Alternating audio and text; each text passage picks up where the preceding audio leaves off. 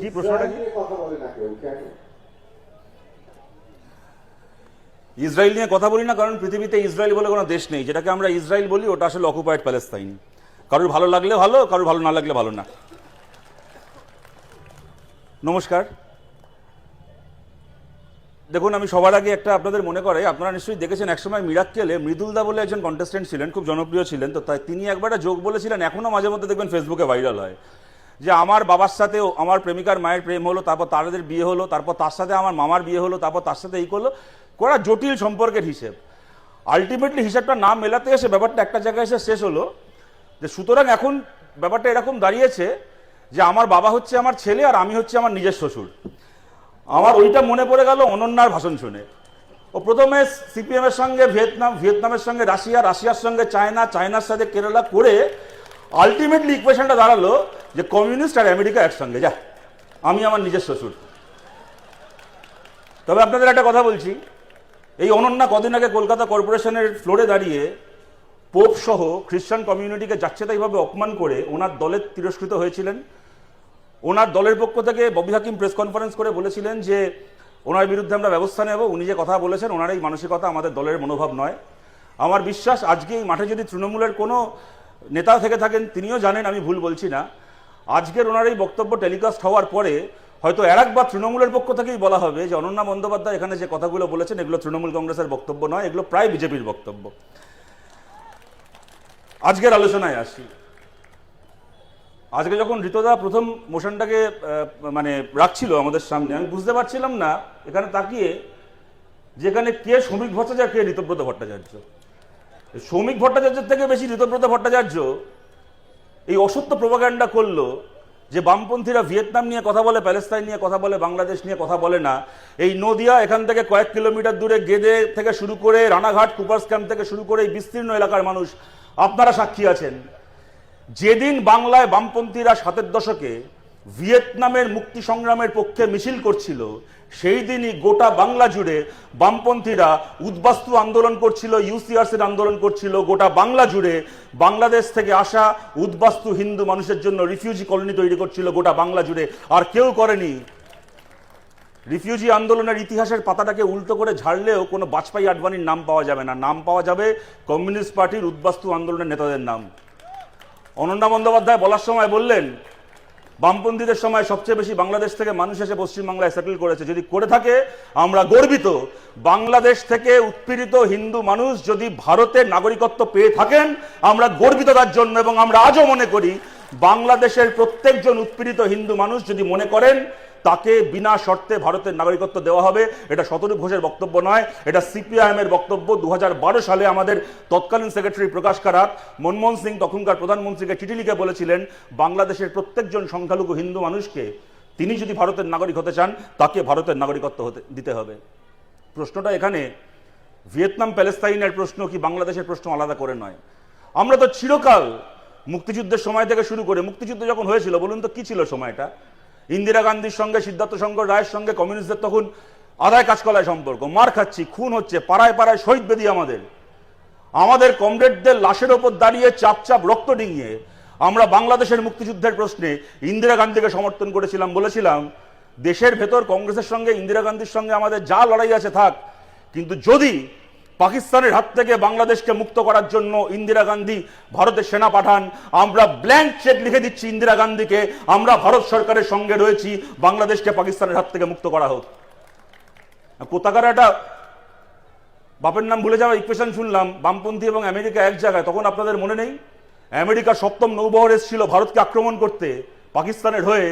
Soviet union সেদিন ছিল, যে রাশিয়াকে নিয়ে ছাপ্পাই যেটা কাউন্সিলর এত কথা বললেন, সেই সোভিয়েত ইউনিয়ন সেদিন ছিল বলে সেই ৭ম নৌবহর আমেরিকার ফেরত চলে গেছিল, ভারত রক্ষা পেয়েছিল এবং বাংলাদেশ স্বাধীন হয়েছিল পাকিস্তানের হাত থেকে। স্বয়ং অন্য কেউ নয়, স্বয়ং মুজিবুর রহমান কলকাতায় সমাবেশ করে ইন্দিরা গান্ধীকে এবং সোভিয়েত ইউনিয়নকে ধন্যবাদ জানিয়ে গেছিলেন। আমরা ভুল করেছি, ভিয়েতনামের হয়ে কথা বললে আমরা ভুল করেছি। 65-70 বছর ধরে টার্গেট করে করে প্যালেস্তাইনের যদি হাসপাতাল আর বাচ্চাদের স্কুলে বোম মারা হয়, মিসাইল মারা হয়, তার বিরুদ্ধে কথা বলে কোন মানুষ না বলবে বলুন তো? আর এই কথা খালি আমরা বলি, আপনাদেরকে বলি গত মাসের ডিসেম্বরের 4 তারিখ মোদীর সরকার ইউনাইটেড নেশনসের জেনারেল অ্যাসেম্বলিতে প্যালেস্তাইনের পক্ষে প্রস্তাবে ভোট দিয়েছে ইসরায়েলের প্যালেস্তাইনের ওপর অবৈধ দখলদারিকে প্রত্যাহার করতে হবে, এই প্রস্তাবে ভারতের পক্ষ থেকে মোদী সরকার ভোট দিয়েছে গত মাসের 4 তারিখ এবং সঠিক কাজ করেছে। আমরা মোদী সরকারের এই স্ট্যান্ডকে সমর্থন করি। এরা ভোট দেয় ইউএনএ প্যালেস্তাইনের হয়ে, আর সীমান্তবর্তী জেলায় এসে মানুষকে উস্কানি দেয় 4টে নিজের ভোট গুছিয়ে নেওয়ার জন্য। শুনুন, বাংলাদেশ নিয়ে কথা বলার অধিকারী আমরা। আমি যে কথাগুলো আমার আগের বক্তারা বলেছেন, মোদী সরকার কেন চুপ, ভারতের পতাকা মারিয়ে যাওয়া হচ্ছে তাও কেন, আদানির পেমেন্ট আটকে যাবে এই ভয়ে মোদী চুপ করে আছে, আমি কথাগুলোর আর পুনরাবৃত্তি করছি না। আমি এইটুকু বলছি, বাংলাদেশ নিয়ে কথা বলার অধিকার একমাত্র আমাদের রয়েছে। তার কারণটা হচ্ছে, আমরা মনে করি সংখ্যার জোরে সংখ্যালঘু ধর্মস্থান ভেঙে ফেলাটা অপরাধ। যারা আজ থেকে কয়েকদিন আগে বাবরি মসজিদের ভাঙাল ইটের ওপর দাঁড়িয়ে নৃত্য করে এসছে, তাদের মুখে কথা মানায় না। আপনারা দেখিয়েছেন, আপনারাই রাজনীতি করেছেন, যেখানে আমার সংখ্যা বেশি সেখানে আমি তোমার ধর্মস্থান ভাঙবো, আর যেখানে তোমার সংখ্যা বেশি সেখানে যদি তুমি আমার ধর্মস্থান ভাঙো, আমি কোন মুখে তার প্রতিবাদ করব? শ্রমিক দা সঠিক কথা বলেছেন। বামিয়ানে যে বুদ্ধমূর্তি ভেঙেছিল তালিবানরা, সেখানে কোনো আদানির গল্প ছিল না, বাণিজ্যের গল্প ছিল না, কি ছিল? সংখ্যার জোর। ভাই, আমার হাতে সংখ্যা আছে, আমি মেজরিটি, আমি বুদ্ধমূর্তি ভাঙবো। যেরকম বামিয়ানে তালিবানরা বুদ্ধমূর্তি ভেঙেছিল সংখ্যার জোরে, যেরকম ভাবে আজকে বাংলাদেশে একটার পর একটা হিন্দু মন্দির ভাঙা হচ্ছে সংখ্যার জোরে। কোনো যুক্তি নেই, কোনো নৈতিকতা নেই, খালি সংখ্যার জোরে ইসলামিক মৌলবাদ বাংলাদেশে একটার পর একটা হিন্দু মন্দির ভাঙছে। সেরকম কোনো নৈতিকতা, কোনো যুক্তি ছাড়া শুধুমাত্র সংখ্যার জোরে যদি ভারতেও মসজিদ ভাঙা হয়ে থাকে, আমরা তারও বিরোধী। সেই কারণে আমাদের এই নৈতিক অধিকার রয়েছে বাংলাদেশে মন্দির ভাঙার প্রতিবাদ করার। আর কার আছে বলুন তো এই নৈতিক অধিকার? এখানে দাঁড়িয়ে আমরা গল্প শুনলাম, ঠিক কথা, চিন্ময়ানন্দ বলে যে ইস্কনের সাধুকে বিচারের নামে প্রহসন করে আটকে রাখা হয়েছে, তার প্রতিবাদ আমাদের মুখে মানায়। কারণ বিচারের নামে প্রহসন করে 10 বছরের উপর 90% প্রতিবন্ধী জিএন সাইবাবাকে যখন মোদী সরকার ভারতে আটকে রেখেছিল, আমরা তারও প্রতিবাদ করেছিলাম। তারপরে সে লোকটা বেকসুর প্রমাণিত হলেন কোর্টে। মাঝখান থেকে 90% একজন পঙ্গু প্রতিবন্ধী মানুষকে 10 বছরের উপর জেলে আটকে রেখে যখন তিনি জেল থেকে বেরোলেন আধমরা হয়ে, আর কয়েকদিন বেঁচে থাকলেন, কয়েক সপ্তাহের মধ্যে তার প্রাণ চলে গেল, লোকটা মরে গেল। জিএন সাইবাবাকে বিনা বিচারে খুন করেছেন আপনারা মশাই। আপনারা আবার কার বিনা বিচারে বন্দী থাকার গল্প শোনাচ্ছেন? ভারতে যখন দিনের পর দিন স্ট্যান স্বামী থেকে শুরু করে, ভারভারা রাও থেকে শুরু করে, ভারতের দলিত আন্দোলনের কর্মী থেকে শুরু করে নারী আন্দোলনের কর্মী, তারা যখন দিনের পর দিন বিনা বিচারে জেল খাটে, আপনাদের মুখ থেকে শুনতে হবে নাকি মশাই অন্য দেশে বিনা বিচারে বন্দী থাকার কথা? এই প্রতিটা অপরাধের প্রতিবাদ করার অধিকার একমাত্র আমাদের রয়েছে। যে কথাটা বললেন শ্রমিকদা, ভারতের সঙ্গে বাংলাদেশের এমন একটা বর্ডার আছে, বাংলার সাথে বাংলাদেশের এমন একটা বর্ডার আছে, ওপারে দাঁড়িয়ে কেউ সাইকেলের ঘন্টা বাজালে এপার থেকে শোনা যায়। শ্রমিকদা, পৃথিবীর যে কোনো বর্ডারেরই ওপারে দাঁড়িয়ে সাইকেলের ঘন্টা বাজালে অন্যদিক থেকে শোনা যায়, এটা স্বাভাবিক কথা, নতুন করে বলার কিছু নেই। মানে নদিয়া আর মুর্শিদাবাদের বর্ডারে দাঁড়িয়েও সাইকেলের ঘন্টি বাজালে মুর্শিদাবাদ থেকে শোনা যাবে, মুর্শিদাবাদে বাজালে নদিয়া থেকে শোনা যাবে। কিন্তু যে কথাটা বললাম, বর্ডারের ওপার থেকে আসা খালি সাইকেলের ঘন্টা শুনবেন না শ্রমিকদা, বর্ডারের ওপার থেকে আসা মৌলবাদের যুক্তিগুলো শুনুন।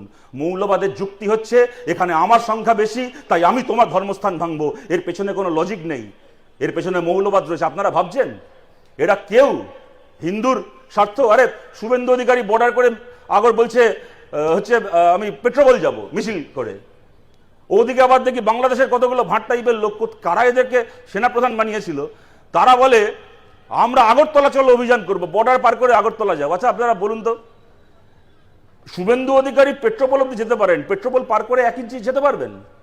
ওপার থেকে বাংলাদেশের যে সমস্ত প্রাক্তন সেনাপ্রধান কারা সব আছে, বলছে আগরতলা চলো, আগরতলার পরে 1/2 সেন্টিমিটার ভারতের ভেতরে ঢুকতে পারবে? মেরে পাট করে শুয়ে রেখে দেবে ওখানে বিএসএফ। এইগুলো দিয়ে লোককে উস্কানো যায়। শুভেন্দু অধিকারীও জানেন যে আমার ক্ষমতা নেই বর্ডার পার করে বাংলাদেশের হিন্দুকে ভালো রেখে আসা। ওপারের বাংলাদেশের ইসলামিক মৌলবাদের প্রতিনিধিদেরও তারাও খুব ভালো করে জানে আমার ক্ষমতা নেই আগরতলার বর্ডার পার করে ত্রিপুরায় কোনো মুসলমানকে ভালো রেখে আসা। দায়িত্বশীল নেতা সে যে নিজের দেশের সংখ্যালঘু মানুষের যত্ন নেবেন এবং তার এই নৈতিক অধিকার থাকবে অন্য দেশে যদি সংখ্যালঘু মানুষের উপর কোনো অত্যাচার হয় তার বিরুদ্ধে কথা বলার। তার বাইরে বাকি আমি দেখেছি শ্রমিকদা কতক্ষণ বলেছেন, আমিও ঘড়ি দেখছি, আমার হাতেও ঘড়ি আছে। তার বাইরে যা বলা হবে সেটাই আসলে ভোট ব্যাংকের রাজনীতি। কেউ ওখান থেকে বলছে আমরা 4 দিনের মধ্যে কলকাতা দখল করে নেব, তো এখান থেকে কিছু সাংবাদিক চ্যানেলে বলছে আমরা এবার ঢাকা চট্টগ্রাম দখল করে নেব, ইস্ট বেঙ্গল ক্লাবের পতাকা আবার চট্টগ্রামে উঠবে। শুনুন, ঢাকাও দখল হবে না, চট্টগ্রামও দখল হবে না, কলকাতাও দখল হবে না। দখল হবে খালি আমার আপনার মন, আমার আপনার মাথা, আমার আপনার মস্তিষ্ক, যাতে কিনা আমাদের ভোটটাকে দখল করা যায়। এবং এরা কেউ হিন্দুদের জন্য ভাবে। দেখুন, এরা জানে না, আজকে ধরুন তামিল কোনো চ্যানেলে, কোনো টিভি চ্যানেলে কি তেলেগুর কোনো টেলিভিশন চ্যানেলে যদি কোনো কথা বলা হয়, তার সরাসরি অভিজ্ঞতা হয়তো বাংলাদেশে গিয়ে নাও পড়তে পারে বা দেরিতে পড়বে, কিন্তু কোনো বাংলা চ্যানেলে যেহেতু ভাষাটা এক, এখানে যা বলা হবে বাংলাদেশে সেটা লোকে মুহূর্তের মধ্যে ইউটিউবে, ফেসবুকে, টিভিতে দেখবে। বাংলাদেশে বাংলা ভাষায় যা বলা হবে ভারতের বিরুদ্ধে, মহারাষ্ট্রের লোক বুঝতে না পারুক কি কর্ণাটকের লোক বুঝতে না পারুক, আমি আপনি বাংলার মানুষ বুঝতে পারবো ভাষাটা এক বলে। কথাটা আমি এই কারণে বলছি, আজকে যদি কেউ ভারতে দাঁড়িয়ে এমন কথা বলে, যে ভিডিও, যে ক্লিপ দেখিয়ে বাংলাদেশের ইসলামিক মৌলবাদীরা ওখানকার সংখ্যালঘু হিন্দুর ওপর আক্রমণ করার একটা মিথ্যে অজুহাত তৈরি করতে পারবে, এটা জেনে শুনে যারা এই কাজটা করছে, আপনারা ভাবছেন তারা সংখ্যালঘু হিন্দুর বন্ধু? তারাও খুব ভালো করে জানে আমি দেখাবো, আমার ইউটিউবে ভিউ হবে, আমার টিভি ভালো ভালো বিজ্ঞাপন পাবে, টিআরপি হবে, কোটি কোটি টাকা বিজ্ঞাপনের টাকা ইনকাম করে ঘরে বসে শুয়ে পড়বো, তারপরে আমার দেখানো ওই ক্লিপ নিয়ে বাংলাদেশে হিন্দুদের উপর অত্যাচার হলে হবে, মরুকে যাক, আমার দেখার দরকার নেই। এবং এটা আজকে নতুন হচ্ছে না, আপনাদের মনে করাই, অনেকে আপনাদের মনে থাকবে আমাদের পার্টির নেতা সীতারাম ইয়েচুরি কদিন আগে মারা গেলেন, প্রতিটা বক্তৃতায় কথা বলতেন, মনে করাতেন আমাদের 99 সালে লোকসভার ভোট হয়ে গেছে, গণনা বাকি, যেদিন রেজাল্ট বেরোবে তার আগের দিন তখনকার লস্কর তৈবার যে কমান্ডার, তার একটা ইন্টারভিউ করেছিল হিন্দুস্তান টাইমস। সেখানে সেই লস্কর তৈবার কমান্ডারকে জিজ্ঞেস করা হচ্ছে, হিন্দুস্তান টাইমসের সাংবাদিক জিজ্ঞেস করছেন যে আপনারা কি চান, ভারতের কাদের সরকার হোক? সে এক কথা বলছে, আমরা সেই বিজেপির সরকার হোক। সাংবাদিক বলছে যে আপনারা তো একটা ইসলামিক সংগঠন, বিজেপি অ্যান্টি মুসলিম পার্টি, আপনারা কেন চান যে ভারতে বিজেপির সরকার হোক? উত্তরে সে বলছে ভারতে যদি একটা ধর্মনিরপেক্ষ সরকার হয়, কংগ্রেসের সরকার হয়, কি অন্য কোনো ধর্মনিরপেক্ষ দলের সরকার হয়, তাহলে ভারতে মুসলমানদের উপর অত্যাচার হবে না। আর ভারতে যদি মুসলমানের উপর অত্যাচার না হয়, তাহলে পাকিস্তানে আমরা মুসলমানকে কি বলে উস্কাবো? কিন্তু ভারতে যত মুসলমানের উপর অত্যাচার হবে, তত সেই খবর দেখি আমি পাকিস্তানে মুসলমানদেরকে উস্কে ভারত বিদ্বেষ চাষ করতে পারবো। আমার জামাতে ইসলামীকে পাকিস্তানে বড় করতে, এই মার্জনা করবেন, লস্করি তৈবাকে আমি পাকিস্তানে বড় করতে পারবো, নতুন রিক্রুটমেন্ট করতে পারবো। যুগে যুগে যুগে যুগে দেশে দেশে, এটা আমার কথা নয়, স্বামী বিবেকানন্দের কথা, সমস্ত ধর্মের মৌলবাদ আলটিমেটলি পাশাপাশি বসে থাকে, একে অপরের সঙ্গে বসে থাকে। আমি আমার কথাকে শেষ করছি এইটা বলে, কে প্যালেস্তাইনের বিরুদ্ধে বলবে, কে ভিয়েতনামের বিরুদ্ধে বলবে, কে কার বিরুদ্ধে বলবে, আমি কমিউনিস্ট পার্টির পক্ষ থেকে আপনাদেরকে বলছি, জার্মানিতে যদি নাজি বাহিনীর হাতে ইহুদি মানুষের উপর অত্যাচার হয়, হিটলারের বাহিনীর হাতে যে ইহুদি মানুষের উপর অত্যাচার হয়েছে, আমরা সেই ইহুদি মানুষটার পক্ষে। সেই ইহুদি মানুষের বংশধর যদি প্যালেস্তাইনে কোনো মুসলমান মানুষের উপর অত্যাচার করে, কোনো মুসলমান স্কুলের ছাত্রকে মিসাইল মেরে খুন করে, সেই ইহুদির হাতে খুন হওয়া সেই মুসলমানের পক্ষে আমরা। সেই মুসলমান যদি বাংলাদেশে কোনো সংখ্যালঘু হিন্দু মানুষকে খুন করে, তাহলে বাংলাদেশের সেই সংখ্যালঘু হিন্দু মানুষের পক্ষে আমরা। বাংলাদেশের সেই সংখ্যালঘু হিন্দু মানুষের কোনো আত্মীয় ভারতে উচ্চবর্ণের যদি কোনো দলিতের উপর অত্যাচার করে, তাহলে ভারতের সেই দলিতের পক্ষে আমরা। সেই দলিতের পরিবারের কোনো পুরুষ যদি নিজের পরিবারে কোনো মহিলার গায়ে হাত তোলে, তাহলে সেই দলিত পরিবারের মহিলার পক্ষে আমরা। সেই দলিত পরিবারের মহিলা যদি নিজের পাড়ায়, নিজের এলাকায় কোনো তৃতীয় লিঙ্গের মানুষের ওপর বিদ্রুপ করে, ঠাট্টা করে, ব্যঙ্গ করে, তাহলে সেই তৃতীয় লিঙ্গের মানুষের পক্ষে আমরা। আমরা ভিয়েতনামের পক্ষেও না, আমরা প্যালেস্তাইনের পক্ষেও না, আমরা বাংলাদেশের পক্ষেও না। যেখানে শোষণ হবে আমরা সেখানে শোষিতের পক্ষে। তিনি ভিয়েতনামি হোক, তিনি ভারতীয় হন, তিনি প্যালেস্তিনিয়ান হন, তিনি বাংলাদেশি হন। বামপন্থীরা এরকম ছিল, এরকম আছে, চিরকাল এরকম থাকবে। ধন্যবাদ।